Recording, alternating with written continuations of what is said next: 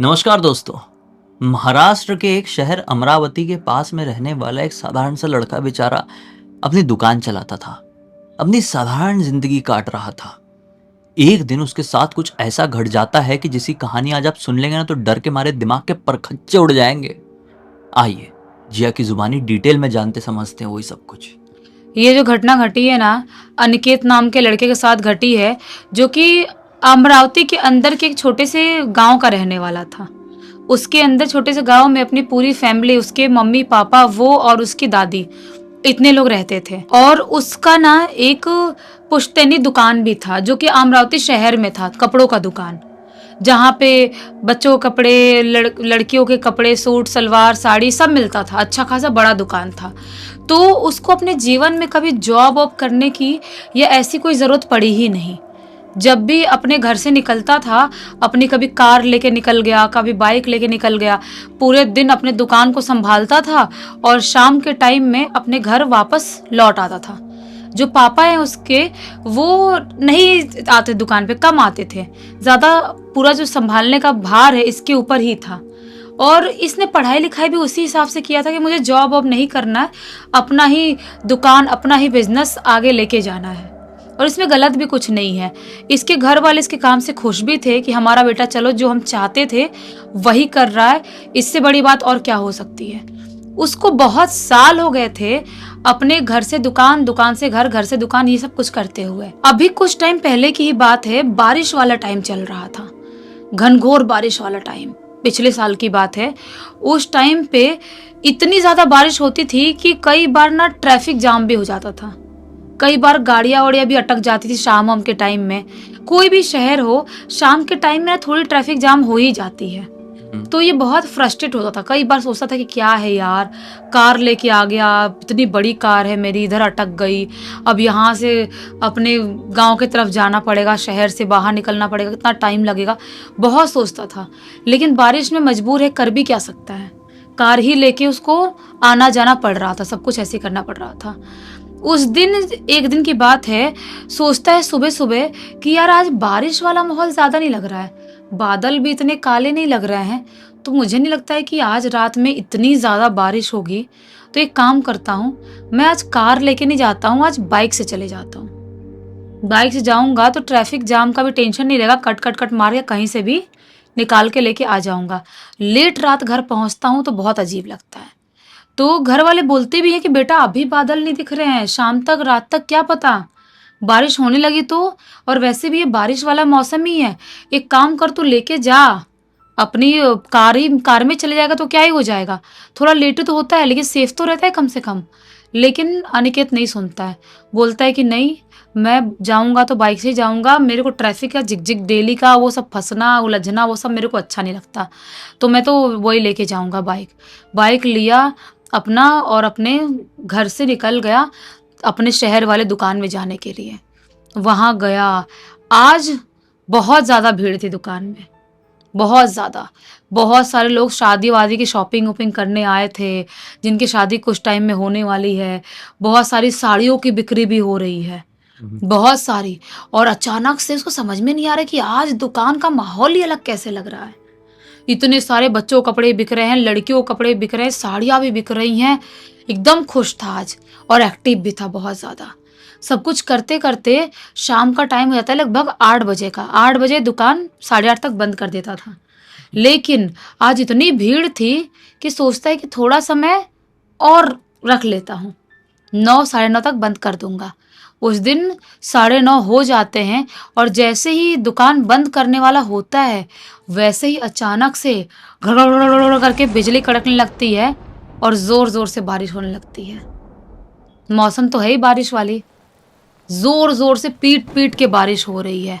घड़घड़ाते हुए बादल एकदम छनछनाते हुए हो रहे हैं, और बहुत ही मोटी मोटी बड़ी बड़ी बूंदें गिर रही, इतनी बारिश हो रही है।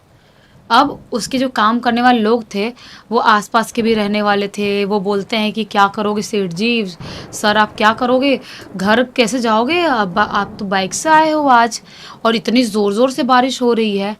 तो अनिकेत बोलता टेंशन क्या है, बारिश हो रही तो ज़ोर ज़ोर से, रेनकोट लेके आया हूँ ना, रेनकोट पहन लूँगा और बाइक चलाते हुए लेके निकल जाऊँगा। वो लोग बोलते हैं लेकिन सर अगर आप चाहो तो घर पे फ़ोन कर दो और खाना-वाना खा के आप यहीं कोई होटल रूम लेके रुक जाओ। आप अपने गाँव तक किधर जाओगे इतने दूर तक? बोलते हैं इसके साथ में काम करने वाले लोग, वो बोलता है कि हाँ, हाँ, ठीक है तुम लोग निकलो मैं देखता हूँ मेरे को क्या करने का है। मैं इधर रुकूँगा या घर जाऊँगा मैं देख लूँगा खुद। उसका अपना एक ज़िद था। उसका ऐसा था कि उसको कोई चीज़ के लिए कोई मना करे ना, वो डेफ़िनेटली करता था। उसका ऐसा ही था।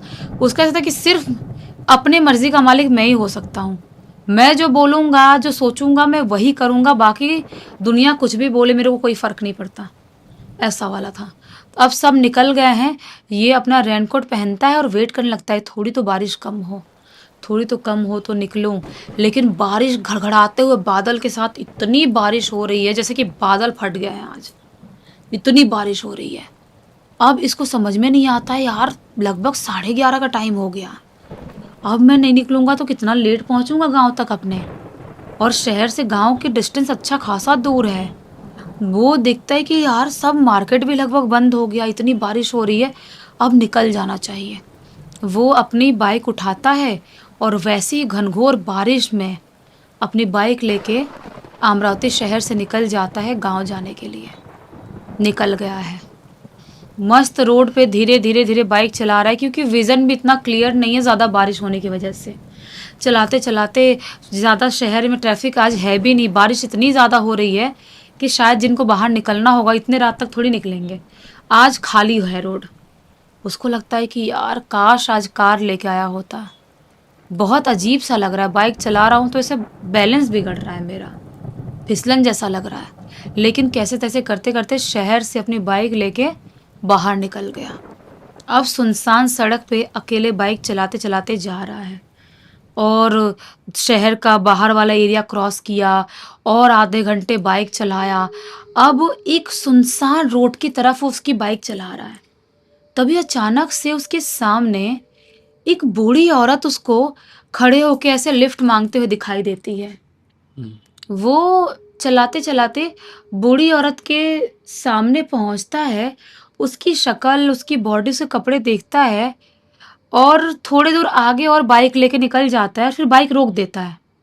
कन्फ्यूज़ था, सोचता है कि ये बूढ़ी औरत इतनी तेज़-तेज़ बारिश हो रही है, कोई रेनकोट नहीं पहनी है, भीगी क्यों नहीं है ये? उसको समझ में नहीं आता है। उसने सफ़ेद कलर की पुरानी-सी मैली-सी साड़ी पहनी हुई है, लेकिन उसके बाल और उसके कपड़े भीगे क्यों नहीं हैं? थोड़ी दूर खड़े होता है, सोचता है, वापस से उसकी तरफ पीछे मुड़ के देखता है, वो अभी भी वैसे ही खड़ी थी रोड पे और ऐसे-ऐसे लिफ्ट माँग रही थी। उसको लगता है कि क्या करूँ? उसको लिफ्ट दूँ, नहीं दूँ? फिर सोचता है मेरे को क्या करेगा, मैं क्यों लिफ्ट दूँ किसी को भी?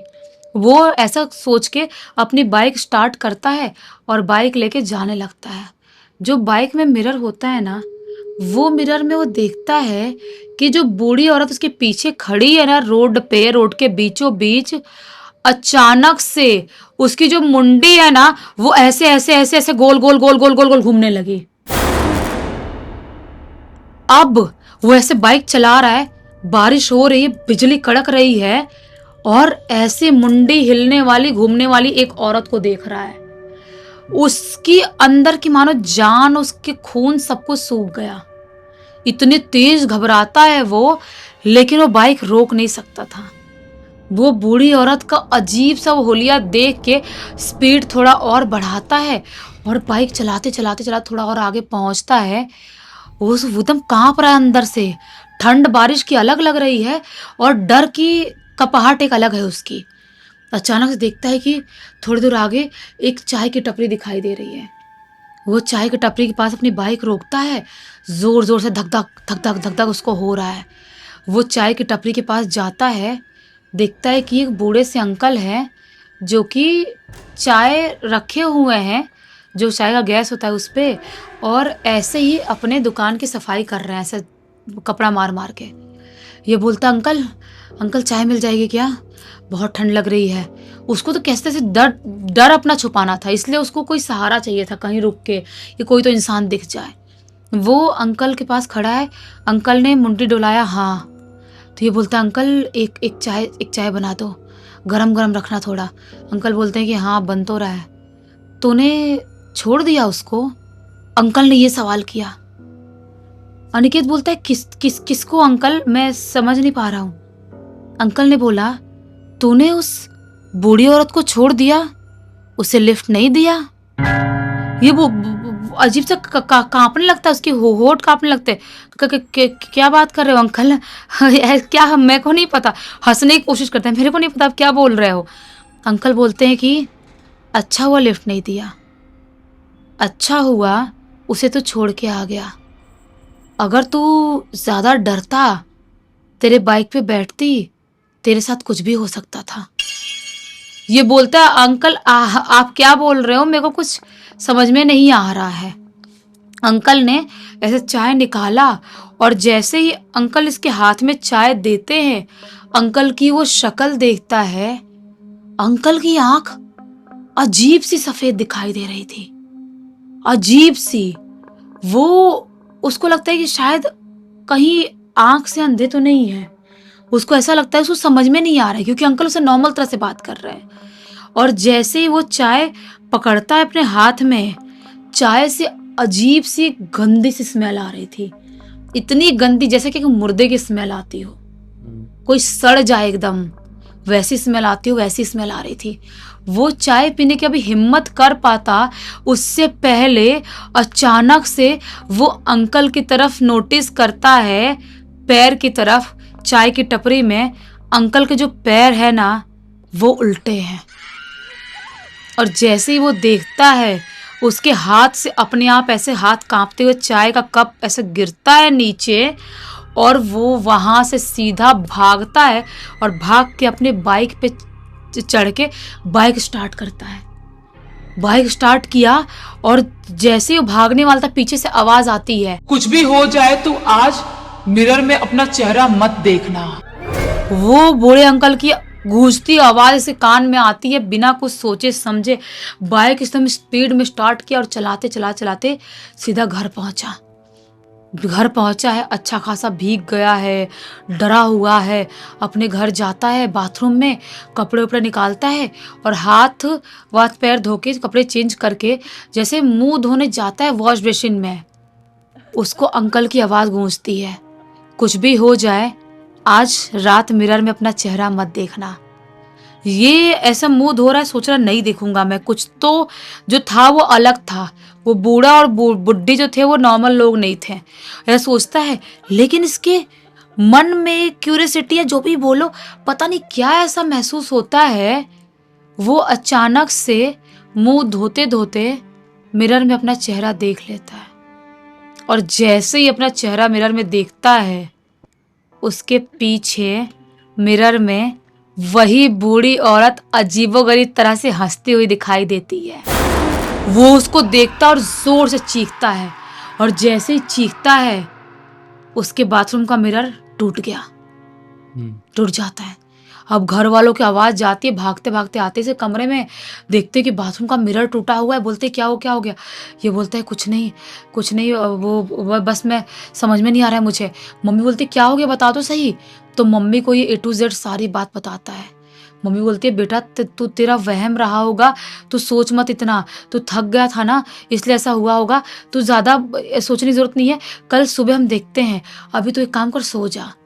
मम्मी पापा समझाते हैं, ये सोने तो चले जाता है, लेकिन जब सुबह उठता है, इसके पूरे आंख अजीब से सूजे हुए हैं, उसका चेहरा सूजा हुआ है, उसके पूरे बॉडी पे मार के अलग ही अलग निशान दिखाई दे रहे, काले काले। घर वाले देख के शौक कि ये कैसे हो सकता है। और जैसे ही मतलब ये सब चीजें देखते ना घर वाले, मम्मी को समझ में आ जाता है कि किसी बाबा तांत्रिक को बुलाना पड़ेगा, इसके साथ कुछ बुरा हो गया है। बाबा जी को एक बुलाया जाता है। बाबा जी आते हैं और देखते से ही बोल देते हैं कि वो जो चुड़ैल है ना, इसकी आत्मा के पीछे पड़ गई है, वो इसको 24 घंटे फॉलो कर रही है। ये जो सोता है, जहाँ खाता है, जहाँ रहता है, हर जगह इससे चिपकी हुई है, क्योंकि ये डर गया था, बहुत भयानक तरह से डर गया था। घर वाले बोलते कि कैसी आत्मा है बाबा जी वो, और क्यों चिपकी हुई है?